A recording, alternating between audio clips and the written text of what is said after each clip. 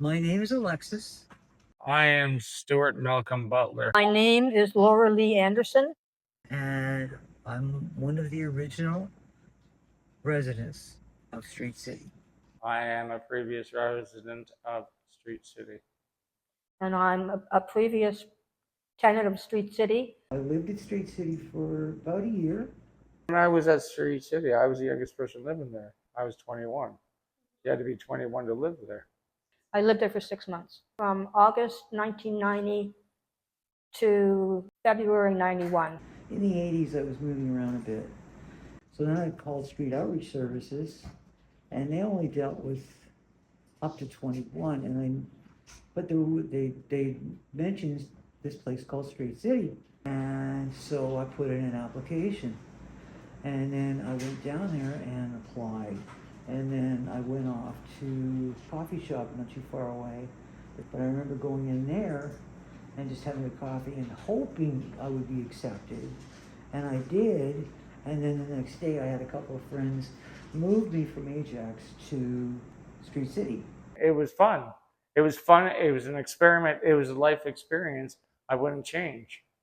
I'd say it was a community of diverse backgrounds that are coming from places where they've ended up, one reason or another, they've sort of hit hard times or a hard patch.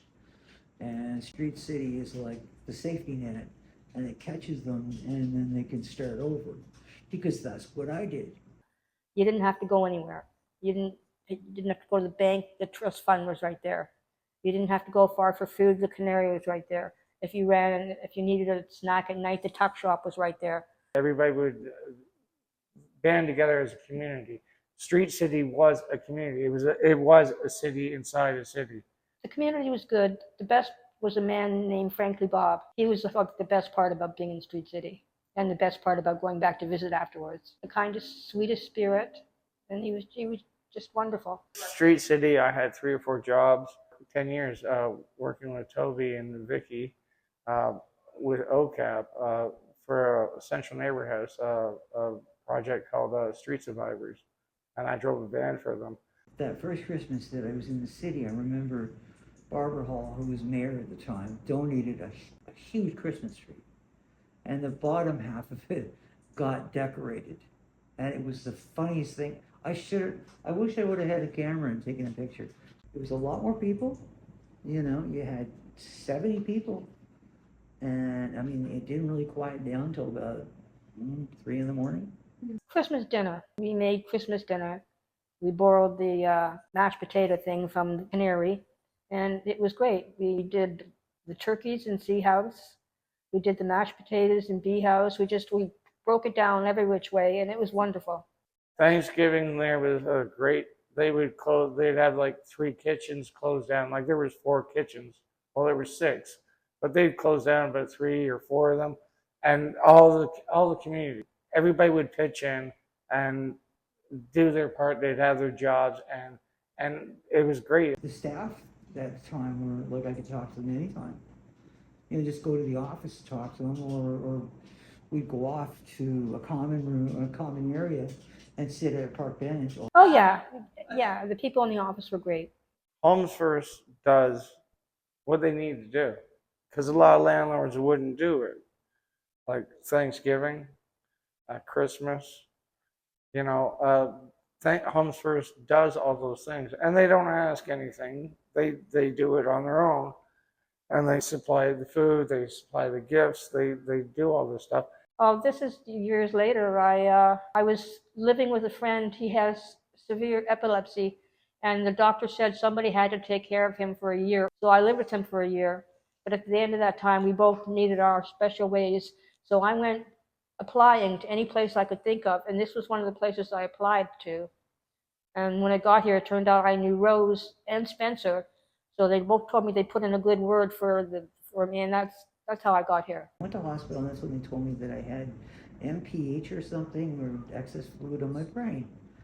And I went, oh, okay. But I didn't know it was going to affect my walking. I didn't know it was going to affect me going to the bathroom. I didn't know it was going to just throw my whole life upside down. Which it did, because I had to move from that apartment because it was a second story walk up, and going up and down stairs with a walker is impossible. And then I heard about Homes First had got a hold of a building at Sumac Gerard, and 15 tenants could move in there, and I got on the list, and so I got into a single apartment with my own bathroom for the first time, kitchen, living room / dining room, and I lived there for it must be about 25 years. Homes First, it goes above and beyond, and I'll give them credit for that. I've never had a better landlord than Homes First, and I've been with them since I was 21, and I'm almost 50. Here I got a lot more support.